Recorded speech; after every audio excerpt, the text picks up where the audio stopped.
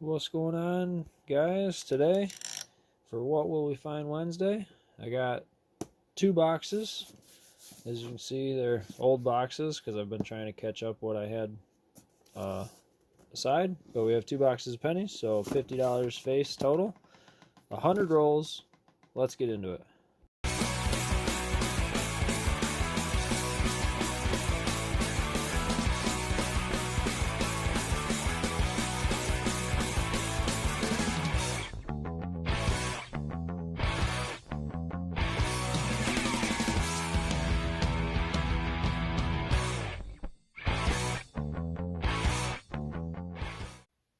Alright, we will jump into this first box here. Maybe if I can pop it open. There we go. Got a hand in there now. Should pop open. Alright. Let's see if we see anything. Which I do not. I don't see anything.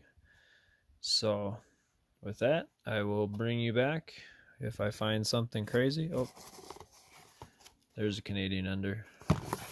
So that's something. Hopefully there's more on the inside. Well, let's get into it. Just wanted to bring you back in quick because we are going to have that Canadian under in this set of 10. But while I was getting them ready to open, I also noticed we're going to have a 1950. That's going to be a King George VI cent. So we're, before I even open a roll, we're off to a great start. Let's see what they got in them. All right, I am back after 10 rolls, and honestly, we're off to a pretty good start. We have 2001 Canada, 1995, 1980, 1981, and that 1950 King George VI to make 5 out of these rolls.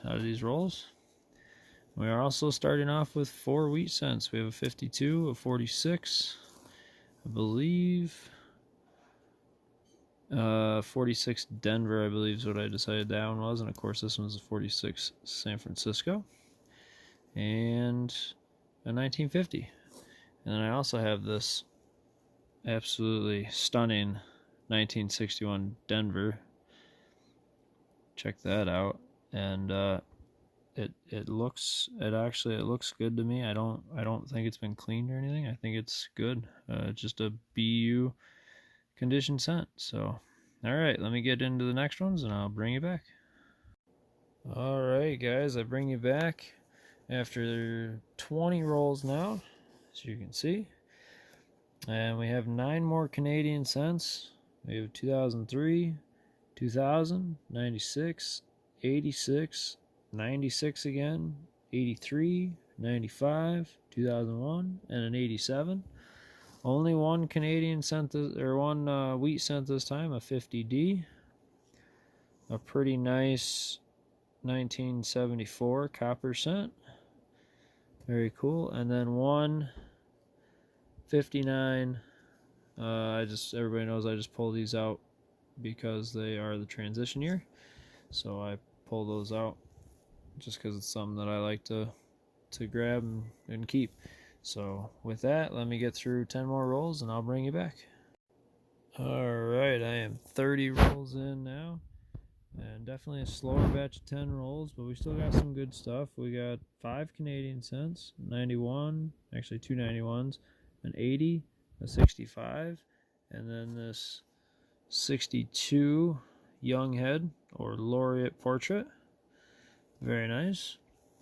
1 wheat cent this time, a 54 Philadelphia, and 2 59s. So with that, we will bring you back after the next 10. Alright, I am back after 40 rolls, and as you can see, it's slowing down a little bit, but still some good stuff. We have a 1980, 2 of the 92s that are the 125-year coins, 95, 2005, and then a 1960, another young head. This one, of course, beat up compared to the other one, but can't get mad at finding young heads in my boxes. Also got two 59s and this really, really nice 61 cent. Kind of questioned if it was a proof at first, but at second look it's not, but it is a very nice coin nonetheless. So let me get through the last 10 rolls of this first box and I'll bring you back. Alright, I am back with the results from the last 10 rolls of this box. So now through rolls 41 through 50, we got a really nice 2004, really nice 2005, and then another young head. This one at 1962, fairly decent shape, especially for the age of it. So take just as many of these young heads as I can get, especially when you mix in a King George once in a while. 2 wheat cents, 1958, 1941. A really nice 1959. Of course, pulled it out because it's 59, but it just happens to be nice as well. And a 74, that is a 74S. And I don't know. I kind of question if it's a proof. I know I mentioned that on one of the other coins, but this one I mentioned because it does have some of that proof-like field left in the lower areas, and it is also San Francisco Mint. Now, they did make circulation strikes as well, so it could just be a really nice circulation strike. I'm not 100% sure. But either way, you know, let me know down below what you think. Do you think it's a proof? Do you think it's just circulation strike? I know odds are it's circulation strike, but never know. Every once in a while I do get proofs, but not very often. So I do always question it when I get one in these years that it could be either. So yeah, let me know what you think. With that, I'll get stuff moved around, and I'll give you a quick recap of this first box, and we'll get right into the second one. Alright, for a quick little recap of this first box, we got 28 Canadian cents, including one King George VI, and I believe three young heads, 8 wheat cents. Nothing crazy exciting, but that 41 could be a double die. I don't know. I don't check these. See, I don't check the Canadians or the wheats for doubling when I find them. They all go in a bag, and then when the bags are full, I do a hunt of the bags. It's just the way I've always done it, so I'm going to continue doing it that way. 4 pretty nice cents. We had the 3 really nice ones, and then that S, of course. And then 6 59Ds. So it's a pretty good first box. We'll get the second box situated and jump into it and see if it can do better. Alright, I have the second box here. Let's see if I can get an edge and get it open. See what we see. Based on my writing on the tops, these were about a month apart, or a couple weeks apart when I got them. Of course, at this point, they've all been sitting on my shelf long enough that it doesn't really matter too much. Let's see what we see inside. There's a Canadian cent. And at least at first glance, that is all I see. But that's all we saw in the last one. It was a pretty good box. So let's not waste any more time. Let's get into this one. Alright guys, we are 10 rolls into this second box, and as you can see, it's a very slow start. We did end up with 3 Canadian cents, a 1967 bird cent, a 75, and then this is a 97, but there's damage so that it is actually destroyed. Like, you can't read the date where it is, but I do believe it's a 97. And we got a 69S. Not the DDO, of course, but I pull these out just because with the limited mintage and me being near the East Coast, I don't see a lot of them. So let's hope the box picks up, and I'll bring you back after the next 10. We are now 20 rolls in, and as you can see, this was a much better set of 10 rolls. We got 8 Canadian cents, an 85, a 91, a 69, 2006 in really good shape, a 99, an 80, a 91, and a 68. Got 2 wheat cents this time, a 57 Denver, and we did get a 1919. It is a Philadelphia, and it's in pretty rough shape, but I will always take teen wheat cents. Love finding the older ones. 4 pretty nice copper cents. We got a 65 in really good shape. And then we got 3 62 Denvers in real good shape. One of them looks good. A couple of them look a little suspicious, but they are in decent shape, so I'll keep them. And we got a 59. So, all right. Let me get through the next 10, and I'll bring you back. Now we are 30 rolls in to the second box, and hopefully the last 20 keep going at this pace, because this was another really good set of 10 rolls. We got 15 Canadian cents, including 73, 83, 80, 87, 73, 96. Got another 67 bird cent, 87, 81. Got a 94, 64 young head, of course. Pretty good shape. And then got a 68, 74, 98. And then we did also get this 1950 King George VI. Pretty beat up, but can never get mad at finding King George cents. We also got a different foreign, 2-cent euro from Ireland, 2013. I don't find many other foreign coins in my pennies, so this is kind of a cool one.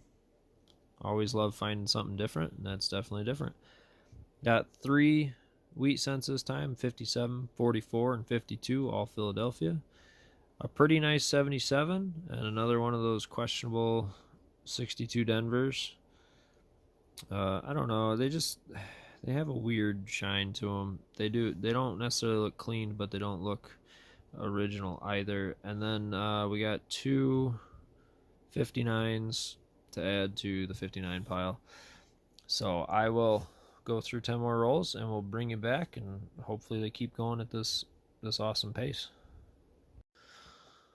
Now we are 40 rolls in, and this box has been like coin roll hunting in a nutshell. It started off a little slow but decent, and it picked way up, and now, as you can see, it's basically shut off. And the weird thing about this is these 3, we have the Canadian 79, 53 wheat, and 59D. All 3 of these came out of the last roll, so all 3 of these came out of roll number 40. I thought I was going to have an empty update, but luckily the last roll gave us a couple. Yeah, we'll get through the last 10 rolls. This is coin roll hunting for you. Sometimes you find lots, sometimes you don't find anything, but you never know what's going to be in the next roll, so let's get into them and find out. Alright, just got done with roll 42, and I have this 63 young head cent, and as you can see, it's the only thing out of the first 2 rolls. But I bring you in not because it's a young head, but because if you look, you can see it is a hanging 3 cent. You can see that little line there connecting the 3 to the maple leaf. Let me see if I can get it on the scope. Turn the light. There we go. It's a little tough to see under the scope because the scope kind of deflates a little bit, but you can see that it looks like a right angle there. that little line. That's caused by a die clash. And this is an early stage of the die clash they get so that it's very defined between the 3 and the maple leaf, and they call it the hanging 3. Every young head has a hanging final number because where the shoulder lines up, it connects the last number of the date and the leaf, and they just had an issue with die clashes in that time frame. So every year has versions of that. Sometimes they're double, triple, whatever. This one, like I said, it's an early stage of that, but I just happen to see it. Like I've mentioned, I don't hunt wheats and Canadians for varieties when I'm hunting coins, but this is one that I just happen to see it. The light hit it just right, and I happen to see it. So I thought I'd bring you guys in and show you what it is. That's just one of the things that when I do my Canadian hunts, it's one of the things you look for. All right, let me get through the rest of these rolls, and I'll bring you back with the final look. As you can see, I'm almost done with roll 48, and I wasn't going to bring you in for this one, but when I found a second one, I decided to. We found a 45 King George VI cent earlier this roll, and then I bring you in because I just found a 1940 King George VI in the same roll. That was two. Both of these King Georges were in this roll, so I thought I'd bring you in just because, I mean, it's unusual for me to find King George cents, and then on top of that, I got 2 in one roll, and I think that makes like 3 for the box. So it's just kind of crazy, but hey, we'll take everything we can get, and hopefully there's something else in these last couple of rolls. Okay, I'm back. This is after the second box, our last 10 rolls. Of course, we had that 63 with the hanging 3. And I got 8 more for a total of 9. We got a second young head, 64, 83, 89, 77, 93, 72, and then those 2 King George, the 6 cents, 45 and 40. We got 1 wheat cent, 45, and another one of these 62 Denvers. Now, at first, like I said, I did question whether they've been cleaned or anything, but being that I found, what is it? It's like 5 of them, I think, 4 or 5 in the box. Being that I found that many, I think they're okay. I remember going through a couple boxes back, way back now, because as you guys know, these boxes have been on my shelf for a while. But I do remember going through a couple of boxes last fall that had a ton of these 62 Denvers and like I think 61 Denvers and like that.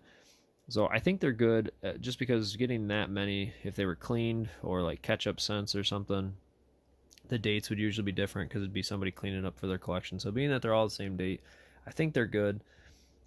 Let me get these moved around. We'll do a final recap and see how we did.